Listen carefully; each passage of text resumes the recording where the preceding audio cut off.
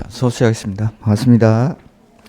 자, 오늘 자료가 2개 나갔을 겁니다. 요거 조금 이따 보도록 하고, 뭐 1일 테스트는 저번 주에 수업했던 거 복습하는 정도, 그 정도 수준으로 출제를 할 겁니다. 그래서 좀 일찍 오셔가지고 확인한다 생각하시고, 그 OX 문제 간단한 것들이니까 한번 풀어보시고, 그 다음에 그 용도 지역 암기 자료는 그거 좀 외우시라고 나눠드렸는데 조금 이따가 자 보면은 지금 하고 있는 게 국계법이죠.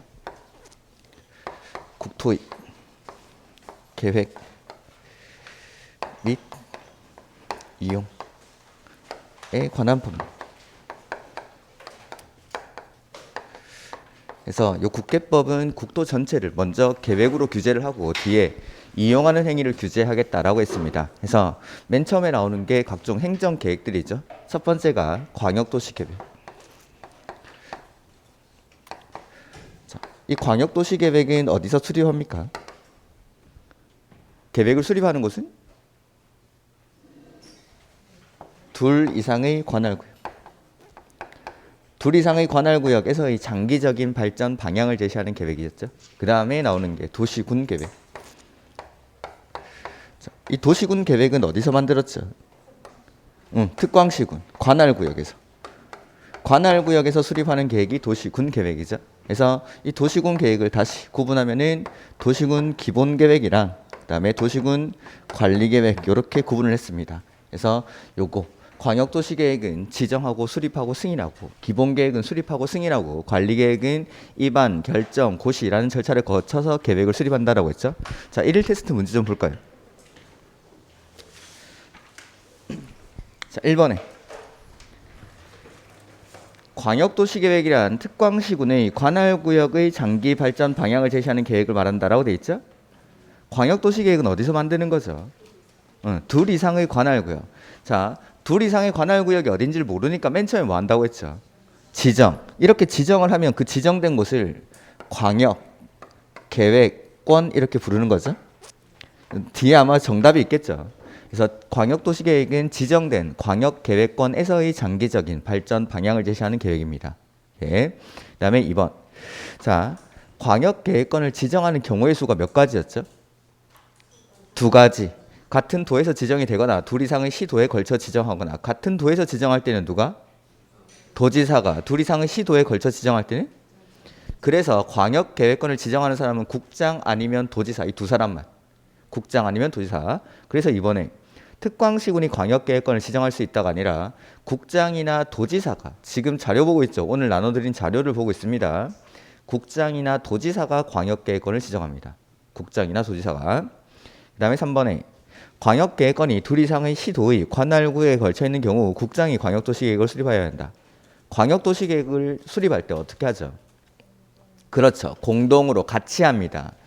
지정을 해주고 나면 공동으로 수립해야 됩니다. 공동으로. 그래서 둘 이상의 시도에 걸쳐 있으니까 시도지사가 공동으로. 만약에 둘 이상의 시군에 같은 도에서는 그 도 안에 있는 시장 군수가 공동으로. 물론 예외적으로 국장이 수립하기도 하지만 원칙은 같이 한다. 공동으로. 그다음에 4번. 시장 군수는 광역도시계획을 수립하거나 변경하려면 미리 공청회를 열어 주민과 관계 전문가 등으로부터 의견을 들어야 한다. 맞습니까? 네. 광역도시계획이나 기본계획과 같이 추상적인 계획들은 공청회라는 절차를 거친다라고 했습니다. 근데 관리계획에서는 열람을 시켜줬었죠. 열람. 그 다음에 의견을 듣고 타당하면 계획에 반영을 하여야 한다라는 거. 그 다음에 5번. 시장 군수는 광역도시계획을 수립하거나 변경하려면 국장의 승인을 받아야 한다. 시장 군수가 만든 계획 누가 승인하죠? 도지사가. 시도지사 아니고 그냥 도지사. 시장 군수 나오면은 도 밑에 있는 시군을 말하는 거니까. 근데 시도지사가 만든 계획은 누가 승인하죠? 국장이. 그래서 승인하는 사람도 국장 아니면 도지사. 지정하는 사람도 국장 아니면 도지사. 이렇게. 그다음 6번에 자, 기본계획은 관할구역에서 만드는 계획이죠. 기본계획은? 그래서 특별시에서는 누가 수립합니까? 특별시장이.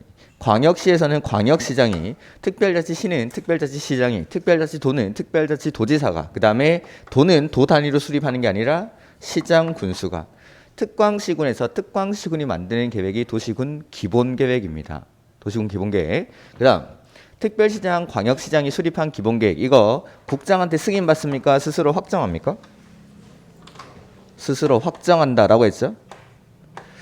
특별시장, 광역시장, 특별자치시장, 특별자치도지사가 만든 계획은 스스로 확정하고 시장 군수가 만든 계획은 도지사의 승인을 받는다라는 거. 오케이. 그 다음에 특별시장, 광역시장, 시장 군수가 기본계획을 수립하는데 거기 지문처럼 국가계획과 관련된 기본계획은 누가 수립하죠? 그런 거 없고 only you라고 했죠. 여기는 예외가 없습니다. 기본계획에는 예외적인 수립권자가 없다라는 거. 그냥 특광시군이 수립하는 겁니다. 기본계획은. 그 다음 7번에 특별시장이 기본계획을 수립했을 때는 국장의 승인을 받아야 한다? 방금 여기 특별시장이 수립하면은 스스로 확정한다. 스스로 확정. 오케이. 그 다음에 8번에 용도지역을 지정하는 경우 관리계획으로 결정해야 한다. 맞습니까? 자, 우리 입문서에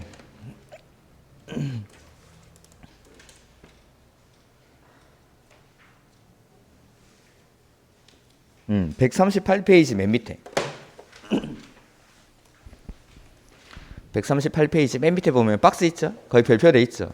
그거 그래서 용도 지역이나 지구, 구역 이런 것들 지정하는 거. 그래서 광역도시계획이나 기본계획은 방향을 제시하는 계획이니까 추상적인 계획이다라는 거. 그래서 이걸 가지고는 규제를 할 수 없죠? 그래서 이걸 구체화합니다. 관리계획을 통해서 구체화를 하게 되는데 그 구체화되는 내용이 지금 보시는 그 박스죠? 한번 써보죠. 첫 번째, 용도, 지역이나 지구.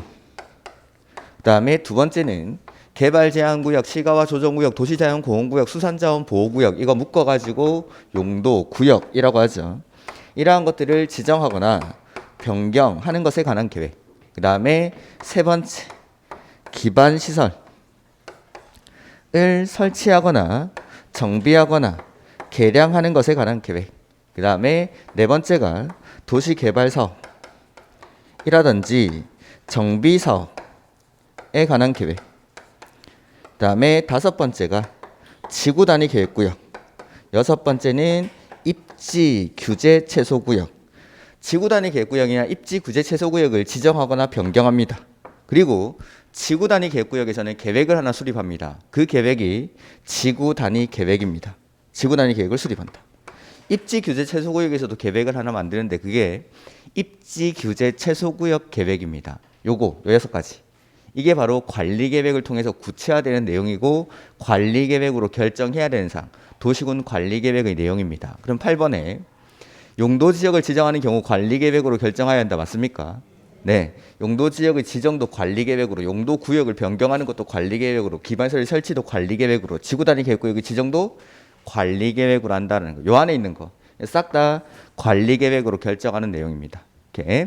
그 다음 9번에 도시군 관리계획은 시도지사가 직접 또는 시장군수의 신청에 따라 결정한다라는 거다.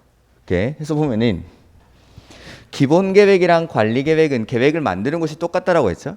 그래서 계획을 만드는 사람도 똑같습니다. 여기 보면은 기본계획이랑 관리계획 둘 다 도시군 계획이니까 둘 다 관할구역에서 수립하겠다라는 거. 기본계획이랑 관리계획 둘 다. 그러니까 둘 다 특광시군에서 수립하는 계획입니다. 그래서 계획을 만드는 사람도 똑같습니까? 네, 계획을 만드는 곳이 똑같으니까 계획을 만드는 사람도 똑같다라는 거. 그럼 관리계획도 입안하고 결정 고시하는데 입안권자가 누구냐면 이 사람. 특광시군이 관리계획을 입안합니다. 그 다음 똑같이 특별시장, 광역시장, 특별자치시장, 특별자치도지사는 스스로 확정. 그 다음에 시장군수는 도지사한테 승인을 받습니다. 결정 신청을 합니다. 그러면은 요 두 사람을 합해보면은 특별시장, 광역시장은 스스로 확정하죠. 그 다음에 시장군수가 만든 계획은 도지사가 결정을 해야 됩니다. 시도지사. 이렇게 기본계획이랑 관리계획이 똑같다라는 거. 수립하는 사람이랑 승인하는 사람, 입안하는 사람이랑 결정하는 사람이 다만 차이점은 관리계획은 또 누가 결정할 수 있죠? 대도시시장은 직접 관리계획을 결정할 수가 있습니다. 그래서 그 뒤에 따라서 대도시시장은 도지사에게 관리계획 결정을 신청해야 된다가 아니고 대도시시장은 직접 관리계획을 결정할 수가 있습니다. 그래서 관리계획 결정권자는 저 뒤에 있겠죠. 거기 149페이지에 나오죠, 입문서에.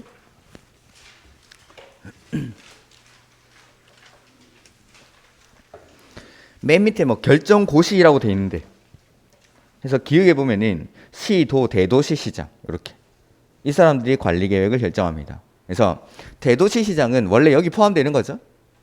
여기 시군이라고 하면 도 밑에 있는 시군 다 포함하는 거니까. 그래서 여기는 대도시가 들어가 있습니다. 대도시가 들어가 있는데 원래 시장은 도지사에게 결정 신청을 해야 되지만 대도시는 직접 결정할 수가 있다라는 거. 이렇게.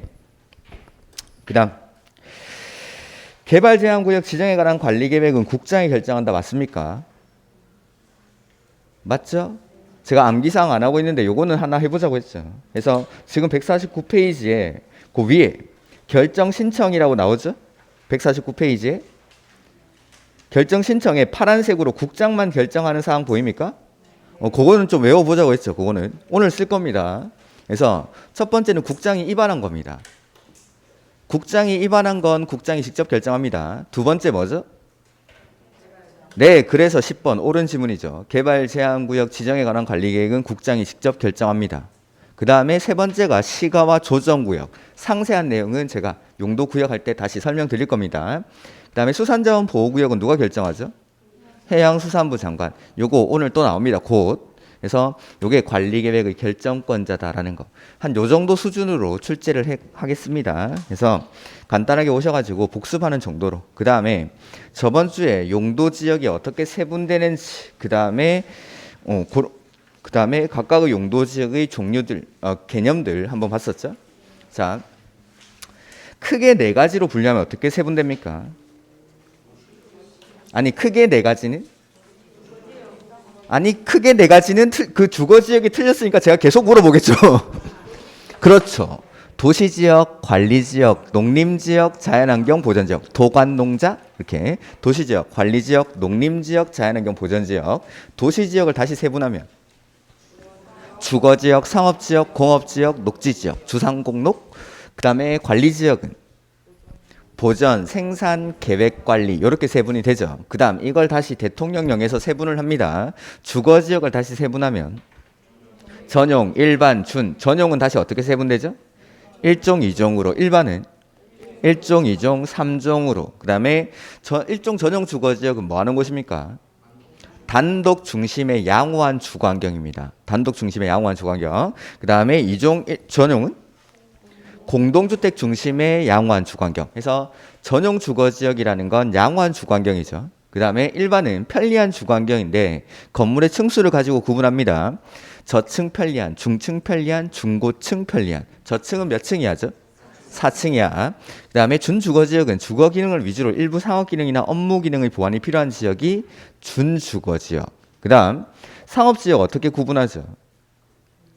중심, 일반, 유통, 근린 이렇게 중심 상업지역은 도심, 부도심. 그 다음에 일반 상업지역은 일반적인 업무 기능이나 상업 기능 이런데 그 다음에 유통 상업지역은 도시 내 지역 간 유통 기능. 그 다음에 근린 상업지역은 이웃 가까이에서 일용품이나 서비스를 공급하는 곳이 근린 상업지역. 그 다음에 공업지역 어떻게 구분하죠? 전용, 일반, 준. 전용은 뭐 하는 곳이죠?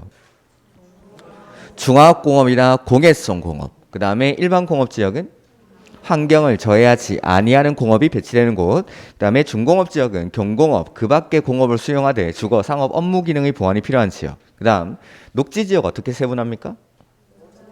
보전, 생산, 자연녹지. 자연녹지. 그래서 관리지역이랑 녹지지역 좀 구분하셔야겠죠? 그 다음에 녹지지역은 개발 가능성을 가지고 구분합니다. 해서 녹지지역 중에 보전 녹지는 보전이 목적입니다. 해서 개발이 안 되죠. 근데 생산 녹지는 주로 농업적 생산을 위해서 개발을 유보할 필요가 있는 지역. 그래서 지금 농사 짓고 있으니까 개발은 나중에 하자 이 말이죠. 그 다음에 자연 녹지 지역은 제한적인 범위 안에서 개발이 허용되는 지역입니다. 허용되는 지역. 자연 녹지는 그 다음에 뭐 농림, 자연환경 보전 지역 이런 것들을 한번 보시면 되겠죠. 요거. 그래서 요까지 했던 것 같습니다. 저번 주에 요까지. 그래서 용도 지역 외우시라고 제가 이런 거 친절하게 나눠드리는 사람이 아닌데 하도 안 외우길래 여러분을 이제 안 믿기로 했습니다. 이렇게. 다음에 뭐 1, 2월 달에는 요 표에다가 구멍을 한 30개 내가지고 못 외운 사람들 뭐 밖에서 무릎 꿇고 외울 때까지 이렇게 계속 시험 치는 겁니다. 이거. 그래서 용도 지역을 모르고 수업을 들을 수가 없습니다. 용도 지역은. 그리고 뭐 용도 지역, 용도 지구 이런 거 외우라고 했는데 안 외우고 나서 공법 너무 어렵다고. 그때는 제가 뭐 해드릴 말이 없습니다. 근데 이런 것들 외우고 와서 이제 공법이 어렵다라고 하면은 그때는 이제 앉아서 이야기할 말이 있는데 이런 것도 모르면서 와가지고 어렵다라고 하면은 그때는 제가 해결 방안이 없습니다. 해결 방안이. 그래서 이런 것들이고 그 다음에 151페이지에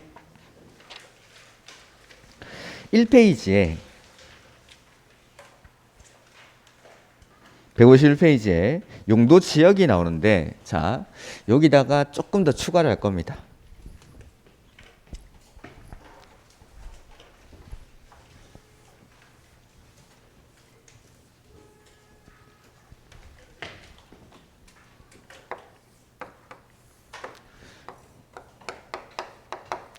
자, 용도 지역의 행위 제한입니다.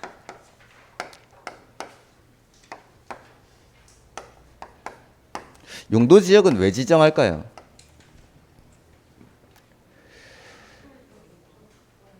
규제하려고. 규제. 공법은 규제법이니까 공법에 나오는 대부분의 제도는 규제가 목적입니다. 그 규제를 뭐라고 부르냐면 여기 행위 제한이라고 합니다.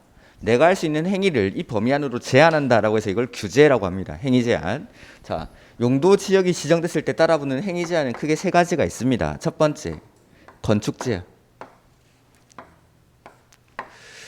그 다음에 두 번째는 건폐율. 그 다음에 세 번째는 용적률. 기본서가 나오면 좀 더 상세하게 적혀 있을 겁니다. 다음 주부터는 기본서 가지고 오시면 됩니다. 기본서가 나올 거니까. 그래서 이렇게 규제를 하겠다. 요 세 가지.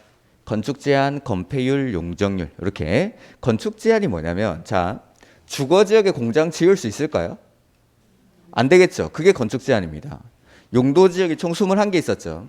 그 각각의 21개의 용도 지역들마다 해당 용도 지역에서 어떤 건물을 지을 수 있는지를 규정을 다 하고 있습니다. 그래서 제1종 전용 주거 지역에서는 이거 지을 수 있어. 제2종 전용 주거 지역에서는 이거 지을 수 있어. 이런 식으로 규정을 쭉 하고 있는 거죠. 그런 표가 21개가 있습니다. 다 못 외웁니다. 그런 거. 안타깝게도 근데 시험에 나오는 거죠. 그래서 시험에 나올 것들만 골라서 볼 겁니다. 그래서 21개의 용도 지역들마다 어떤 건물을 지을 수 있는지 그걸 건축 제한이라고 합니다. 건축 제한. 그 다음에 건폐율인데 여기 거기 표에 보면은 건폐율이랑 용적률은 설명이 안 돼 있고 그냥 최대 한도만 나와 있죠. 그거 외우는 건 다음에 알 겁니다. 1, 2월 달에. 일단 건폐율이랑 용적률이 뭔지를 알아야겠죠. 자, 건폐율은 대지 면적에 대한 건축 면적의 비율입니다. 대지 면적에 대한 건축 면적. 그 다음에 율이니까 퍼센트로 표시되어야겠죠. 그래서 여기다가 곱하기 100을 해줍니다.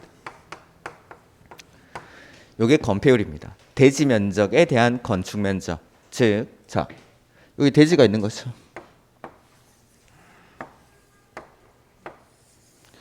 (100제곱미터의) 대지가 있을 때, 자, 대지 면적은 땅의 면적을 말하는 거겠죠.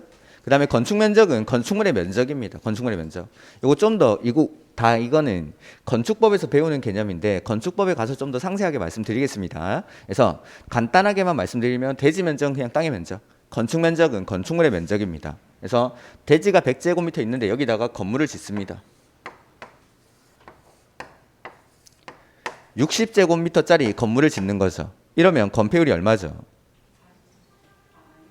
60. 대지 면적 분의 건축물의 면적이니까 60%가 되죠.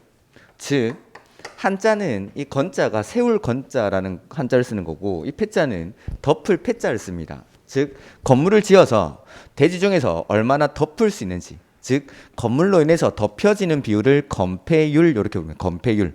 이렇게. 자, 건폐율이라는 제도가 왜 필요한지를 한번 보죠. 저번 주에 이제 관리 지역 말씀드리면서 말을 했는데 어떤 제도가 왜 필요한지를 알기 위해서는 그 제도를 없애보면 됩니다. 자, 건폐율을 없애보는 거죠. 1번지, 2번지, 3번지, 4번지 이렇게 토지가 있습니다. 만약에 건폐율이라는 제도가 없다면 1번지 토지 소유자는 이 토지 중에 일부만 쓰려고 할까요? 모든 면적을 다 쓰려고 할까요? 꽉 채워서 건물을 지으려고 하겠죠. 2번지 토지 소유자는 1번지 토지 소유자가 꽉 채웠으니까 아, 나는 좀 띄워서 지어야겠구나 라고 생각할까요? 이 사람도 다 채우려고 할까요? 빈 공간 없이 최대한의 면적을 다 쓰려고 할 겁니다. 건폐율이라는 제도가 없다라면. 그러면 첫 번째, 햇빛이 안 들어옵니다. 두 번째, 바람이 안 통하겠죠. 이거보다 더 중요한 문제는 여기 불이 나면 옆에 있는 건물로 이 불이 옮겨 붙어 버립니다. 연소의 위험이 있는 거죠. 해서 이런 것들. 그러니까 불 났을 때 건물들 따닥따닥 붙어 있는 것들, 뭐 재래시장 같은데 대구의 뭐 서문시장인가? 거기 얼마 전에 불 났을 때 그냥 시장 통째로 타면 통째로 재래시장은 불이 나버리면 이게 다 타버리는 거죠. 건물들이 따닥따닥 붙어 있으니까. 그래서 이런 위험이 있으니까 건폐율이라는 제도를 도입합니다. 자, 이 지역의 건폐율을 50%라고 해보죠. 건물을 네모 모양으로 짓든 동그라미로 짓든 상관 안 합니다. 오른쪽에 짓든 왼쪽에 짓든 이런 것도 상관 안 합니다. 대신에 대지 중에서 절반만큼만 건물을 지어서 덮고 나머지는 남겨두라는 겁니다. 남겨두라는 거. 2번지 토지도 마찬가지. 건물을 어디다 짓든지 관계없는데 대지 중 절반만 쓰고 나머지는 비워두라는 거죠. 3번지, 4번지 토지도 마찬가지. 절반만 쓰고 나머지는 비워둬야 됩니다. 이게 건폐율이라는 제도입니다. 자, 이렇게 건물을 짓는 거죠. 그럼 요 비어있는 공간, 여기를 뭐라 부릅니까? 공지라고 합니다. 여기 비어있는 공간을. 즉 건폐율이라는 제도는 최소한의 공지 확보가 목적입니다. 이렇게 건물 지으면 이제 햇빛 받을 수 있습니까? 바람 통합니까? 그 다음에 여기 불 나면 2번지, 3번지, 4번지 토지 소유자 뭐 하면 되죠? 구경하면 되죠. 불구경. 연소의 위험이 차단이 되는 겁니다. 이게 건폐율이라는 제도의 목적. 즉 건폐율이라는 건 수직적인 규제가 아닙니다. 건물이 옆으로 이렇게 퍼져나가는 걸 규제하는 게 건폐율입니다. 대지 중에서 건물로 인해서 덮여지는 비율을 건폐율 이렇게 보면 건폐율. 그 다음 용적률인데 용적률은 대지 면적에 대한 건축물의 연면적입니다. 연면적. 연면적이라는 건 총면적을 말합니다. 총면적. 뭐의 총면적이냐면 건축물 각 층 바닥 면적의 합계를 연면적 이렇게 부릅니다.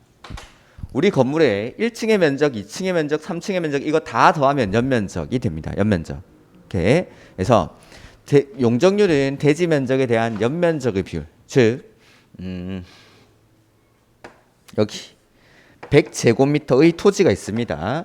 이 지역의 건폐율을 150%라고 해보죠. 그리고 건물을 짓습니다. 여기다가 만약에 뭐 바닥 면적을 50제곱미터라고 해보죠. 50제곱미터. 50제곱미터로 이렇게 바닥을 똑같이 쌓아 올리겠습니다. 똑같이. 그러면은 대지 면적의 150% 얼마죠? 100제곱미터의 150%면? 좀 어렵습니까? 150제곱미터 1.5배. 1.5배. 구몬 수학을 시작하시는 걸 추천드리겠습니다. 학개론도 해야 되니까. 그래서 대지 면적이 100제곱미터고 150%니까 150제곱미터가 되죠. 150%? 그러니까 용적률이라는 건 이 용자가 얼굴 용자를 쓰는 건데 이게 얼굴이란 뜻도 있지만 용량을 뜻하기도 합니다. 용량. 즉 얼마만큼의 용량으로 건물을 쌓아 올리냐. 쌓을 적자. 쌓아 올릴 수 있냐라는 겁니다. 그러니까 건폐율이라는 건 옆으로 퍼져나가는 걸 규제하는 거고 용적률은 건물의 총 용량을 규제를 하는 겁니다. 즉 150제곱미터의 용량만큼을 위로 이렇게 쌓아 올릴 수 있다라는 겁니다. 그래서 50제곱미터로 똑같이 쌓아 올리면 100, 150, 3층짜리 이런 건물이 나오는 거죠. 이게 용적률이라는 제도입니다. 그래서 각 층 바닥 면적의 합계를 연면적이라고 하니까 그 연면적만큼 이렇게 용량으로 쓸 수 있다라는 거. 자, 이걸 다시 한번 해보죠.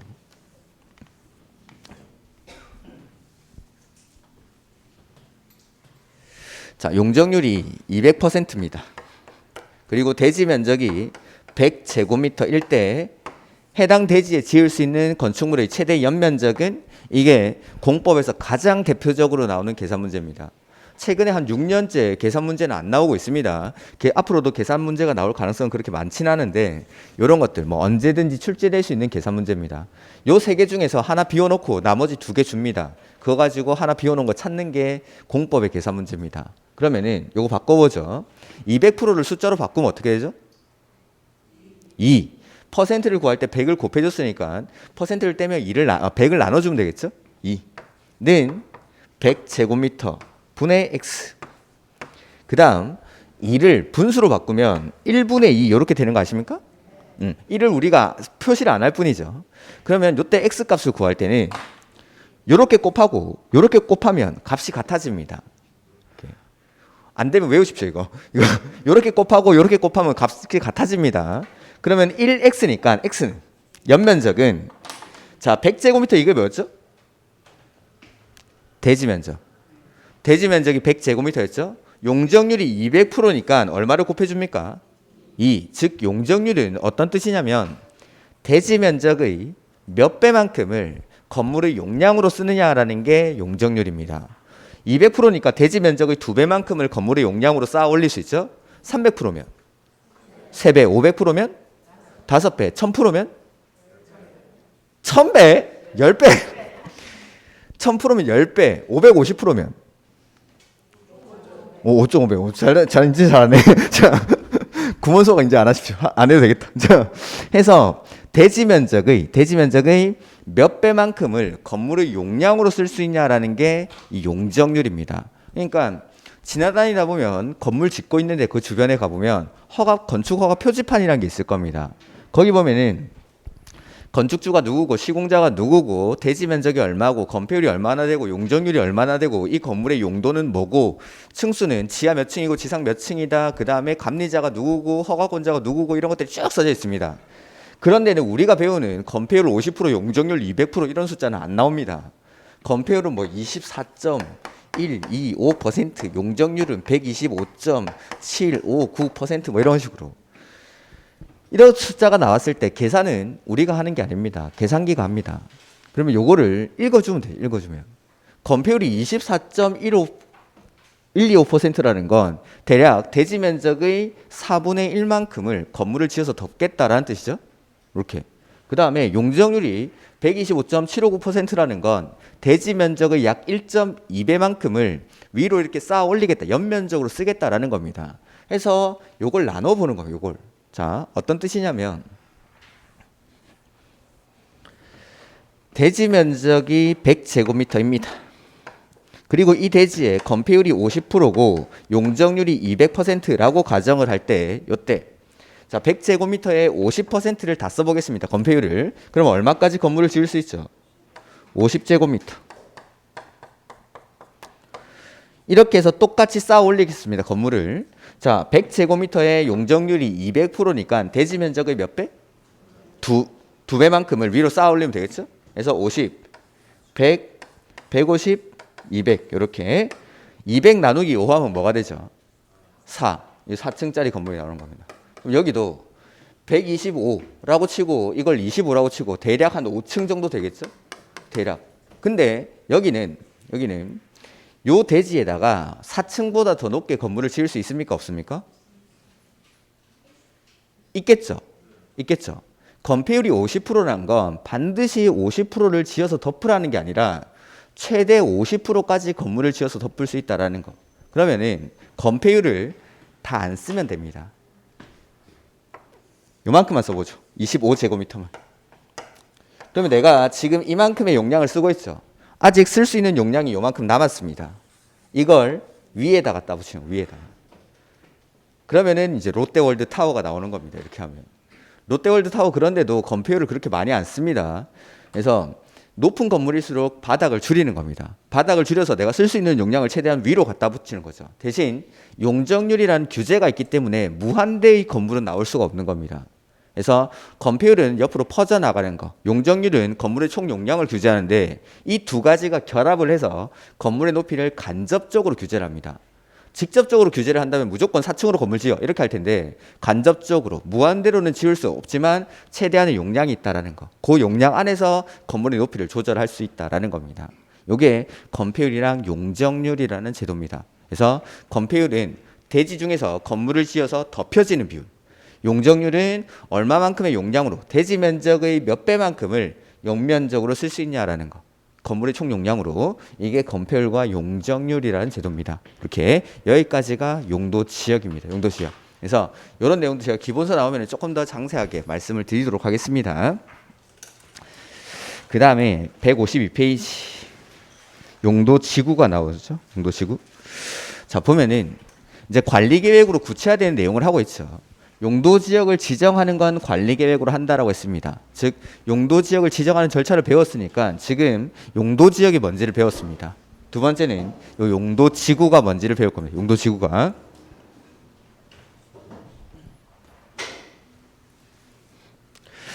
저번 주에 용도 지역, 지구, 구역 요거 설명드릴 때 지역, 지구, 구역 중에 어디가 가장 넓은 곳이라고 했죠?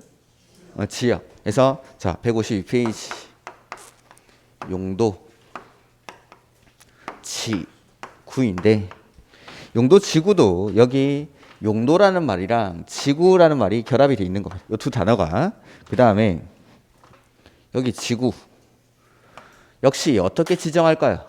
지정하는 건 어떻게? 관리계획으로. 요 안에 있는 거 싹 다 관리계획으로. 용도 지역을 지정하는 것도 관리계획으로, 용도 지구를 지정하는 것도 관리계획으로, 좀 이따 할 용도 구역을 지정하는 것도 관리계획으로 합니다. 관리계획으로. 그러니까 용도 지구의 지정도 관리계획으로. 그러니까 대상은 특광시군에 있는 토지에다가 지정을 하겠다라는 겁니다. 특광시군의 토지에다가. 근데 지역이 가장 넓은 곳이라서 지역은 관할 토지의 전부에 지정했습니까? 일부에 지정했습니까? 다 까먹었습니까? 지역은 관할 토지의 전부에 지정합니까? 일부에 지정합니까? 전부에. 그래서 부산시 토지 전부, 울산시 토지 전부, 경상도 토지 전부에 지정하다 보니까 용도 지역은 전 국토를 대상으로 지정을 하는 겁니다. 우리 학원에 용도 지역 지정되어 있습니다. 여러분 사시는 집에 용도 지역이 지정이 되어 있습니다. 용도 지역은 전 국토를 대상으로 지정을 합니다. 근데 지구나 구역은 지역보다는 좁은 곳이죠. 그러면 지구는 관할 토지의 전부에 지정할까요? 일부에 지정할까요?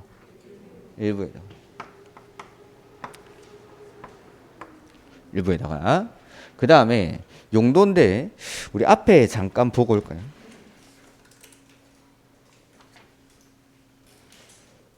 거기 142페이지.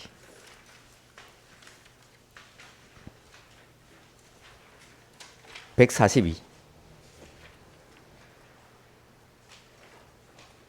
거기 보면 16번에 용도 지구라는 게 나오죠. 그거 한번 읽어보겠습니다.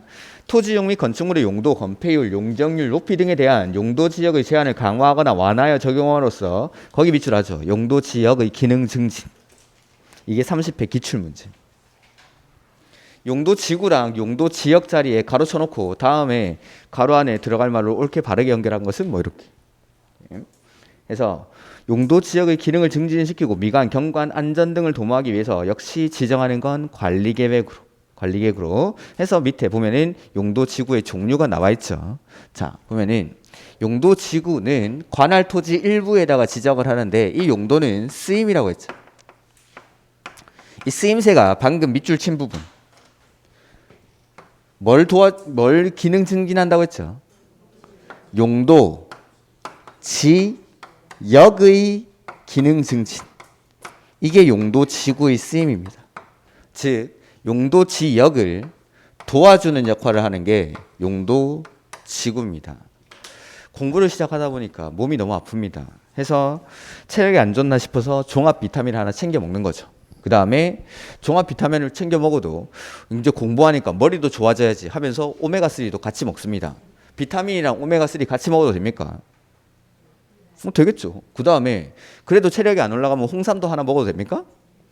그 다음에 체력이 안 올라가면 보약도 한 재 지어 먹어도 됩니까? 그래서 용도 지구는 용도 지역의 보약 같은 역할을 하는 겁니다. 내 몸이 기능을 제대로 받으려고 못하니까 기능을 끌어올리기 위해서 도와주는 거. 비타민도 먹고 오메가3도 먹고 이렇게 하는 겁니다. 이렇게.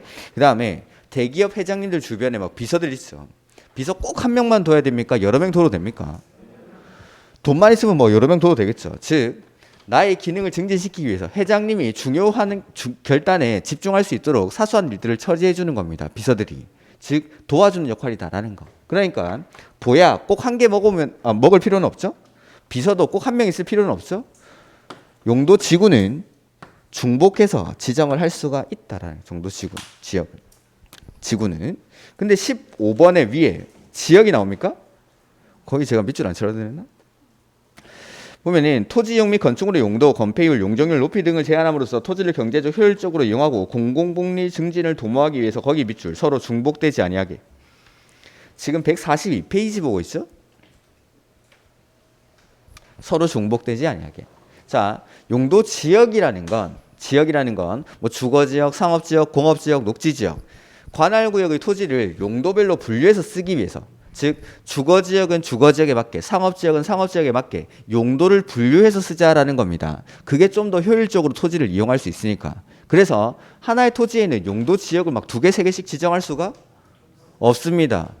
용도를 분류해서 쓰려고 지정을 하는 건데 용도를 겹치게 지정을 해버리면은 지정을 안 한 거랑 똑같아지니까. 근데 용도 지구는 중복이 된다라는 거. 비서나 보약이니까. 이거 외우고 가는 거죠. 용도 지역은 중복 안 돼. 용도 지역은 중복 안 돼. 용도 지역은 중복 안 돼. 용도 지역은 중복 안 돼. 이렇게 하고 갔다가 시험 문제 주거 지역과 상업 지역은 중복하여 지정할 수 있다. 뭐 이렇게 나오는 겁니다. 앞에다가 뭐 특별한 요구가 있을 때 긴급한 요구로 뭐 이렇게 뭐 이런 말 들어가고 하는 거죠. 막 미사옥으로 갖다 붙입니다. 그러면은 갑자기 이게 헷갈립니다. 그냥 외워버리면. 뭐는 중복이 되고 뭐는 중복이 안 되는 게 있었는데 뭐가 중복이 되는지 갑자기 헷갈리는 거죠. 이러면 이제 시험장에서 당황하는 거죠. 외워버리니까 그럼 외워버리니까. 용도 지역이라는 건 관할 토지를 용도별로 분류해서 쓰려고 지정하는 겁니다. 그러니까 하나의 토지의 용도가 막 2개, 3개씩 될 수는 없습니다. 분류 안 한 거랑 똑같으니까. 근데 지구는 지역을 도와주기 위해서 투입되는 보약 같은 역할을 하는 겁니다. 비타민이랑 홍삼 같이 먹어도 됩니다. 저는 여러 개 먹습니다. 저는 너무 힘들어서 이렇게 해서 용도 지역을 도와주는 보약 같은 역할을 하는 거니까 얘네는 여러 개를 지정해도 된다라는 거. 한번 해보면 자 여기 부산시 토지가 있습니다. 그럼 1차적으로 부산시 토지 전부에 지정해야 되는 게 용도 지역이다라는 거. 지역. 부산시 토지, 서울시 토지 전부에 지정합니다. 그래서 여기는 주거지역, 여기는 상업지역 이렇게 지정을 한 거죠. 자, 이렇게 용도 지역을 지정을 했는데 충분히 토지가 효율적으로 이용이 된다. 그러면은 다른 용도 지역은 지정하면 안 됩니다. 다른 규제는 없어야 됩니다. 규제는 항상 최소한도로만 해야 되니까. 그래서 효율적으로 충분히 이용이 되고 있으면 되는데 이 주거지역의 기능이 떨어져 있는 거죠. 그럼 떨어져 있는 기능을 끌어올리기 위해서 그 위에 2차적으로 지정되는 게 뭐죠? 용도지구. 용도지구를 이 주거지역 위에다가 이렇게 지정을 합니다. 근데 첫 번째 용도지구를 지정을 했는데 기능이 안 올라갑니다. 하나 더 지정해도 됩니까? 네, 용도지구는 중복이 되니까. 해서 용도지역은 관할토지 전부에 지정하는 거지만 지구는 여기 일부에만, 기능이 떨어져 있는 요 일부에만 지정하는 게 용도지구. 목적은 용도지역의 기능 증진을 위해서 지정을 합니다. 그래서 용도지구는 관리계획으로 지정하니까 이거 누가 지정할까요? 관리계획의 결정권자인 시, 도, 대도시. 예외적으로 국장, 높은 사람들부터 써주니까 국장, 시, 도, 대도시가 관리계획으로 지정하는 게 용도지구입니다. 용도지구. 그래서 용도지구도 그 쓰임에 따라서 분류를 합니다. 거기 밑에 표에 보면은 9가지 용도지구가 나오죠. 그래서 법에서는 용도지구를 일단 9가지로 분류를 합니다. 그게 거기 나와 있는 경관, 고도, 방화, 방제, 보호, 취락, 개발, 진흥지구, 특정 용도 제한지구, 복합 용도지구 이렇게 9가지입니다. 이것도 외우셔야 됩니다. 근데 일단은 11월, 12월 달에는 제가 용도 지역만 외우라고 하겠습니다. 요거는 뭔지 설명만 드릴 겁니다. 그리고 한번 읽어만 보시고. 그래서 분류인데 법에서 일단 9가지로 분류를 합니다. 첫 번째 경관지구, 두 번째가 고도지구, 방화지구, 방제지구, 보호지구, 취락지구, 개발진흥지구, 특정 용도 제한 지구, 복합 용도 지구 요렇게 9가지입니다. 9가지. 그래서 경관, 경관 고도 방화, 방제, 보호, 취락, 개발 진흥 지구, 특정 용도 제한 지구, 복합 용도 지구인데 경관 지구 뭐 하는 데일까요?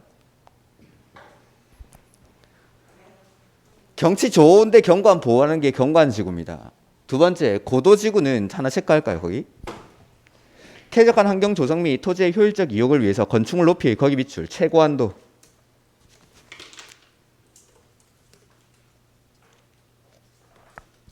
예전에는 이 고도지구가 최고 고도지구, 최저 고도지구 이렇게 구분이 돼 있었는데 지금은 건물의 최고 한도를 규제합니다. 그 다음에 방화지구, 불안하게 조심하는 곳입니다. 방제지구는 재해를 예방하기 위해서 필요한 지구입니다. 보호지구는 뭘 보호하는 곳입니다. 문화재라든지 중요 시설물, 항만, 공항 같은 겁니다. 아니면 생태계 이런 걸 보호하기 위해서 지정하는 게 보호지구입니다. 취락지구 좀 이따 설명드리겠습니다. 개발진흥지구는 뭘 개발하는 곳입니다. 주거나 공업, 유통, 물류 기능, 관광, 휴양 기능 등을 집중적으로 개발 정비할 필요가 있는 지구. 요런데 주거 목적으로 여기를 개발하겠다. 그러면 주거 개발 진흥 지구 이렇게 지정을 하는 겁니다. 공업이나 유통, 물류 기능은 산업, 유통, 개발 진흥 지구 이런 걸 지정을 하는 겁니다. 뭔가 특정한 목적으로 개발을 진행하기 위해서 지정하는 게 개발 진흥 지구. 그 다음에 그 밑에 특정 용도 제한 지구랑 복합 용도 지구 요거는 좀 설명을 드릴 겁니다. 그래서 자, 제가 방금 아직 설명 안 드린 3가지 그거 빼고는 이해 안 될 게 없습니다. 그냥 한번 읽어보면은 아 그런 곳이구나 하는 건데 자 취락지구입니다. 취락지구 거기 보시면은 녹지, 관리, 농림, 자연환경 보전지역, 그 다음에 개발 제한 구역, 그 다음에 도시자연공원구역 안의 취락을 정비하기 위해서 필요한 지구라고 돼 있죠. 자 거기 있는 녹지, 관리, 농림, 자연환경 보전지역, 개발 제한 구역까지 여기 개발이 되는 곳 같습니까? 안 되는 곳 같습니까? 안 되는 곳 같죠. 그런 데입니다. 그래서 자 여기 농림지역입니다. 농림지역에 이렇게 농사를 짓고 있겠죠. 농림지역에 사람이 살고 있을까요? 네. 농림지역에 사람이 살죠. 농림지역에도 살고 자연환경 보전지역에도 살고 개발 제한 구역에도 삽니다. 이렇게 해서 농림지역에 이렇게 사람들이 마을을 이뤄서 살고 있습니다. 이 마을을 취락이라고 하는 취락, 불악, 취락, 밥지를 치자 써가지고 취락이라고 하는 거죠. 여기 정비하겠다라는 겁니다. 왜 정비가 필요하냐면 첫 번째 녹지 관리, 농림, 자연환경 보전지역과 같은 곳은 주거지역, 상업지역, 공업지역에 비해서 삶의 질은 더 좋을 수도 있겠죠. 뭐 공기도 좋고 조용하고 하니까. 다만 삶의 편의성이 많이 떨어집니다. 이런 지역들은. 우리야 뭐 먹고 싶으면은 언제든지 배민 켜가지고 배달시키면 되지만 여기는 어제까지 축구할 때 치킨이 먹고 싶은 겁니다. 갑자기. 근데 켰는데 배달되는 곳이 하나도 없는 거죠. 배달되는 곳이. 이렇게 규제가 강해서 못 들어오는 이유도 있습니다. 이런 데는. 그래서 할 수 없이 집에서 백숙을 삶아 먹습니다. 뭐 집에 닭은 있으니까. 닭은 많으니까. 이렇게. 이렇게. 그 다음에 뭐 피자 먹고 싶어도 이러면 배달이 안 되는 겁니다. 이렇게 삶의 편의성이 많이 떨어진다는 거. 뭐 여기는 뭐 심야전기 이런 것도 많이 쓰고 이럽니다. 시골에는 통신이 안 되는 데도 있고. 그런 곳. 그 다음에 여기 농림지역이니까 가을에 추수를 하고 나서 마을 잔치를 합니다. 돼지 한 마리 잡았죠. 뭐 닭이랑 돼지 이런 거 많으니까 돼지를 잡아가지고 막걸리 한잔 했습니다. 막걸리 한잔 하고 나면 뭐 하죠? 술 한잔 하고 나서 뭐 합니까? 뭘 또 싸웁니까? 위험하신 분. 술 한잔 하고 나서 뭐 합니까? 그렇죠. 노래방 가야지. 노래방 가려고 이제 마을회관에 가봤는데 마을회관에는 노래방 기계가 너무 오래된 겁니다. 나는 임영웅 노래가 부르고 싶은데 그런 게 없습니다. 뉴진스, 에스파 이런 노래가 없는 겁니다. 어르신들 뉴진스 아십니까? 이런 노래가 없으니까 노래방을 찾아갑니다. 노래방. 차를 타고 1시간을 가면 1시간. 읍내까지 가야 되니까. 읍내까지 가야 되니까. 술 먹고 1시간을 차 타고 노래방 가면 어떻게 되죠? 그렇죠. 술이 깨죠. 재미가 없습니다. 이제. 이런 지역이네요.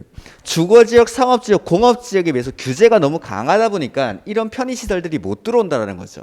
해서 이런 것들 좀 들어올 수 있게 해주는 겁니다. 그 다음에 여기를 정비한다라고 했으니까 주택의 신축이나 개량을 도와줍니다. 그러니까 이런 지역들은 집들이 많이 흩어져 있는 거죠. 그런 집들을 이쪽에 취락지구로 지정을 해서 여기로 들어와. 우리 집 지어주고 개량해주고 도와줄 테니까 들어와. 그 다음에 기반시설이나 재예방시설 같은 것들의 설치를 국가나 지자체가 지원해주기 위해서 지정하는 게 요 취락지구라는 거, 취락지구. 그래서 삶의 편의성이 많이 떨어지는 곳들, 이런 것들을 지정을 해서 요 취락을 정비하는 사업을 하는 겁니다. 취락을 정비하는 사업. 그래서 규제가 강한 곳이 있지만 취락지구로 지정된 곳, 여기는 각종 편의시설을 지을 수가 있습니다. 저 금정산 가면은 거기 개발제한구역입니다. 개발제한구역. 금정산은 부산의 외곽지역에 있으니까 거기 가면은 뭐 남문마을, 동문마을 이런 거 있습니까? 거기 맛있죠? 거기 취락지구, 취락지구. 일 겁니다, 아마. 거기 개발 제한 구역인데 그런 시설들이 들어올 수 있다라는 게 아마 이런 취락지구로 지정이 되는 겁니다. 이렇게. 거기서 이제 백숙 먹으면서 맛있다 이게 아니라 아, 여기가 아마 취락지구일 수도 있겠구나라는 생각을 하는 겁니다. 이렇게. 그래서 어디에 지정하는지를 가지고 자연 취락지구, 집단 취락지구 이렇게 구분하는데 그건 다음에 보도록 하죠. 그 다음에 특정 용도 제한지구 보시면은 밑에서 두 번째 거죠. 주거나 교육환경 보호, 청소년 보호 등의 목적으로 오염물질 배출 시설이나 청소년 유해 시설 등 특정 시설의 입지를 어떻게 합니까? 거기 동그라미 제한. 뭐 못 들어오게 막는 곳입니다. 여기는. 자, 실제 수도권의 신도시에서 있었던 일인데, 자, 여기 도로가 있습니다. 도로가 한 왕복 4차선 정도 되는 도로고, 도로 하나를 기준으로 해서 여기는 주거지역, 여기는 상업지역 이렇게 지정이 됐습니다. 도로를 기준으로 해서 이쪽은 주거지역, 이쪽은 상업지역. 그러면은 신도시 주거지역에 맞는 건물을 지어보겠습니다. 신도시니까 아마 아파트가 지어지겠죠? 그 다음에 이쪽에는 학교도 하나 있습니다. 이렇게. 주거지역에는 지금 주거지역에 맞는 건물들이 지어져 있습니까? 네, 주거지역에 아파트 지을 수 있겠죠. 그 다음에 상업지역에도 상업지역에 맞는 건물을 지어보겠습니다. 노래방, 뭐 단란주점, 나이트클럽 이런 것들. 그 다음에 이런 유흥시설이랑 항상 붙어 다니는 게 뭐죠? 왜 모르는 척 합니까? 유흥시설 옆에 뭐 있습니까? 숙박업소. 그렇죠. 숙박업소, 모텔. 이렇게. 유흥시설들이랑 항상 붙어 다니죠. 자, 요거 상업지역에는 지금 상업지역에 어울리는 건물들이 지어져 있습니까? 주거지역은 주거지역에 맞게 쓰고 있고 상업지역은 상업지역에 맞게 쓰고 있습니다. 자, 여기는 신도시니까 신혼부부들이 특별 공급을 받아가지고 많이 입주를 해 있습니다. 이렇게 신혼부부들이 이제 부인이 퇴근 시간에 맞춰가지고 밥을 하고 기다리고 있는데 남편이 갑자기 전화가 와가지고 야근한답니다. 그 야근이 잦아지는 거죠. 퇴근 시간도 계속 늦어지고. 의심이 가서 회사에 전화를 했으니까 퇴근은 이미 했답니다. 야근을 회사에서 안 하고 여기서 하고 거죠. 부부싸움의 원인이 됩니다. 그 다음에 다음 아침에 애들이 학교를 가는데 새벽까지 술을 먹고 술 취한 아저씨들이 나와가지고 비틀비틀거리고 누구 자고 있고 막 이럽니다. 학교 가는데 맨날 보는 게 이런 거 보는 거죠. 여기 있는 아줌마들 참지 않겠죠. 가가지고 니네 나가 하는 겁니다. 실제로 있었던 일입니다. 도로를 사이에 두고 이런 일들이. 그러니까 자, 주거지역은 주거지역에 맞게 쓰고 있고 상업지역은 상업지역에 맞게 쓰고 있지만 주거지역의 기능이 많이 떨어지더라라는, 이런 떨어져 있는 기능을 끌어올리기 위해서 주거환경이나 교육환경 보호, 청소년 보호 등의 목적으로 오염물질 배출 시설이나 이런 청소년 유해 시설, 이러한 시설의 특정 시설의 입지를 어떻게 한다고 했죠? 제한. 여기를 특정 용도 제한 지구로 지정을 해서 니네 들어오지 마라고 하는 게 이 특정 용도 제한 지구입니다. 그러면 이런 것들은 우리가 많이 볼 수 있는데 상업지역에 가보면은 대로변에 이런 유흥시설이 있는 경우가 거의 없죠? 대로변에 막 상업지역의 대로변에 보통 뭐가 있죠? 상업지역 안 갑니까? 여기 상업지역, 매일 오시는 곳이 상업지역인데 길가에 뭐 있습니까? 병원이라든지 커피숍, 뭐 음식점 이런 것들, 햄버거 가게, 그 다음에 올리브영 이런 거 화장품 가게 있는 거지. 이런 유흥시설들은 한두 블록 뒤에 있는 거죠. 이런 거라고 생각하시면 됩니다. 못 들어오게 막는 곳입니다. 그래서 특히나 이런 주거지역 주변에, 주거지역 반대편에 이런 시설들이 들어오면 좋지 않겠죠. 이렇게. 그러니까 이런 것들을 막는 게 특정 용도 제한 지구다라는 거. 이렇게. 그다음에 마지막에 복합 용도 지구라는 게 나옵니다. 복합 용도 지구. 지역의 토지이용 상황, 개발 수요 및 주변 여건 등을 고려하여 효율적이고 복합적인 토지 이용을 도모하기 위해서 특정 시설의 입지를 어떻게 합니까? 거기 동그라미 완화. 이건 풀어주는 곳입니다. 풀어주는 곳. 방금 했던 특정 용도 제한 지구는 못 들어오게 막는 곳이라면 복합 용도 지구는 규제를 풀어주는 곳. 어떤 데냐면 자, 역시 여기도 여기 도로가 있습니다.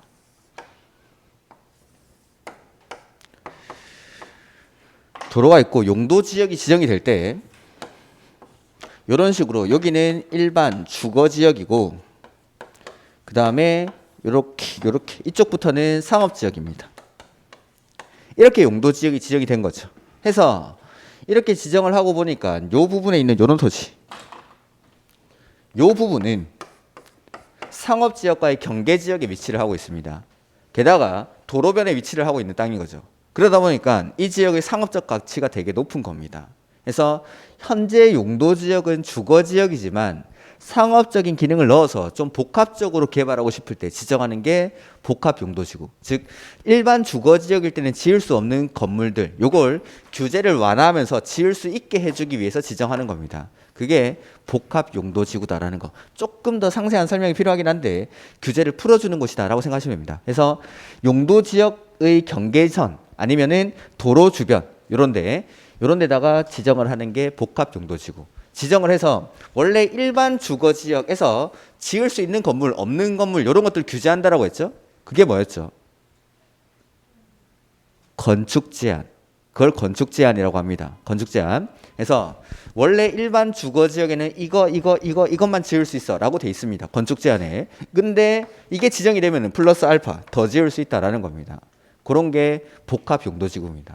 그래서 용도 지역과 경계 지역 등의 토지 용도가 높은 지역을 복합적으로 개발하기 위해서 지정하는 게 요 복합 용도 지구다라는 거. 요게 9개의 용도 지구입니다. 용도 지구. 그래서 뭐 나머지 것들 요 3개 말고 나머지 것들은 이해가 안 될 게 없습니다. 그다음에 나중에 뒤에 가 보면은 152페이지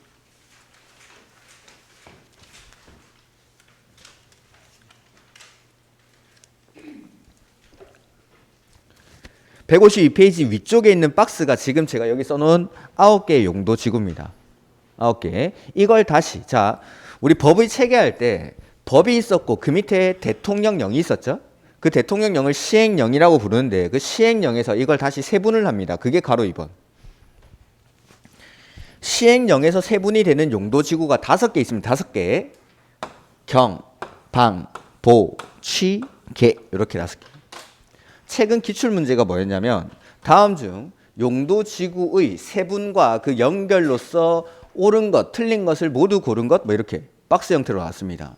여기가 어떻게 나오냐면 기읍, 경관지구는 자연경관지구, 시가지 경관지구, 특화 경관지구로 세분된다. 옳은 지구. 이렇게 요게 문제로 한번 나왔습니다. 어떻게 세분되는지. 그래서 요것도 당연히 기억을 하셔야 되는데 요 5가지가 대통령령으로 세분되는 용도 지구입니다. 경관지구는 자연 시가지 특화 경관지구. 자연 경관지구는 자연 경관 좋은데 시가지 경관지구는 우리 저기 마린시티 같은데 경치 좋죠? 거기 이상한 허름한 건물 들어오면 안 좋으니까. 그런데 그 다음에 특화 경관지구라는 건 지역 내 주요 수계의 수변 뭐 서울로 따지면 한강변이라든지 부산에는 해운대나 뭐 이런 데 될 수 있겠죠. 주요 수계의 수변이나 문화적 보존 가치가 큰 건축물 뭐 남대문, 동대문 이런 거로 생각하시면 됩니다. 그 주변에 경관을 보호하기 위해서 지정하는 겁니다. 그 다음에 방제지구는 시가지 방제지구, 자연 방제지구. 뭐 장마철만 되면 하천 범람하는데 그런 데 있죠? 도시 안에서. 그런 데 지정하는 게 시가지 방제지구입니다. 그 다음에 태풍 같은 거 오면 하천변, 해안변, 급경사지 주변에 요런 데 위험하죠? 그런 데 지정하는 게 자연 방제지구다라는 거. 그 다음에 보호지구는 뭘 보호하기 위해서 지정하는 겁니다. 역사문화 환경보호지구는 역사문화적으로 보존가치가 큰 시설이나 지역을 보호하는 겁니다. 그 다음에 중요시설물 보호지구는 항만, 공항 등을 보호하기 위해서 지정하는 게 중요시설물 보호지구. 그 다음에 생태계 보호지구는 생태계 보호하는 겁니다. 그 다음에 칠학지구는 자연 칠학지구랑 집단 칠학지구로 구분되는데 자연 칠학지구랑 집단 칠학지구는 어디다 지정하는지를 가지고 구분합니다. 별로 중요한 거 아니라서 빨리 읽는 겁니다. 기본서 나오면 이거 다 틀릴 만한 부분들은 체크를 해드려야 됩니다. 이거는. 그래서 자연 칠학지구는 거기 보면은 녹과 농자 몇 줄. 녹지, 관리, 농림, 자연환경 보전 지역에 지정하면 자연 칠학지구입니다. 근데 집단 칠학지구는 그거 어디다 지정한다고 돼 있죠? 네, 그거기 몇 줄. 개발 제한구역. 자, 보면은 용도 지구는 뭘 도와주기 위해서 지정하는 겁니까? 지역. 그러면은 지구가 있다라는 건 그 밑에 반드시 지역이 있을까요? 네. 지구는 지역을 도와주기 위해서 지정하는 거니까 지구가 지정이 되어 있다라는 건 그 밑에는 반드시 지역이 지정이 되어 있다라는 겁니다. 즉 지구는 지역 위에다가 지정하는 거고 항상 같이 다니는 겁니다. 그래서 여기 1번에 지역이랑 지구를 붙여 써놨죠. 이게 그냥 붙여 쓰는 게 아닙니다. 같이 다닌다 그 말입니다. 조문에 이렇게 돼 있습니다. 조문에 지역이랑 지구는 같이 쓰고 구역은 이렇게 따로 돼 있습니다. 얘가 붙어 다닌다는 거. 근데 특이하게 집단 칠학지구는 지금 어디다 지정하고 있죠? 개발 제한 구역은 여기 있는 용도 구역입니다. 이게 특이한 겁니다. 특이한 거. 보통은 용도 지역 위에 지정하는데 집단 칠학지구는 개발 제한 구역에 지정합니다. 그래서 이게 시험에 한 2번 나왔습니다. 그 다음에 개발지능지구는 주거, 산업유통, 관광휴양, 복합, 특정 이렇게 구분하는데 주거는 주거기능 위주, 산업유통은 공업이나 유통, 물류기능, 관광휴양은 관광휴양 기능 등을 집중적으로 개발 정비할 필요가 있는 지구입니다. 뭐 개발할 때 지정하는 게 개발지능지구다라는 거. 이렇게 세분을 합니다. 그래서 법에서 9가지로 그 다음에 대통령령으로 세분되는 게 요 5가지. 경, 방, 보, 취, 개 요 5가지는 대통령령으로 추가적으로 세분을 하겠다라는 거. 일단 외우지 마십시오. 이건 용도 지역만 확실히 외우세요. 용도 지역만. 용도 지구까지 뭐 다 외우려고 하면 힘드니까 대신에 제가 대략적으로 설명은 드렸습니다. 그래서 한번 읽어보는 정도. 읽어보시면은 충분히 뭐 이해가 될 겁니다. 이해 안 될 만한 건 없습니다. 그 다음에 용도 지구를 지정하는 이유도 규제하려고. 그 규제를 아까 뭐라 불렀어? 행위제한. 그래서 용도 지역은 행위제한이 3가지 나왔죠. 건축제한, 건폐율, 용적률 이렇게 3가지. 근데 여기서는 건축제한을 합니다. 그래서 용도지구의 행위제한은 다른 말로 하면 이거 건축제한입니다. 그래서 각각의 용도지구가 지정이 되면은 이런 건물은 지을 수 없어. 이런 것들을 규제합니다. 고도지구에서는 이런 건물 지을 수 없어. 경관지구에서는 이런 건물 지을 수 없어. 이렇게 규제를 하는 게 건축제한, 용도지구에서의 행위제한입니다. 여기까지. 그 다음에 154페이지 용도구역 나오죠. 조금 쉬었다가 보도록 하겠습니다.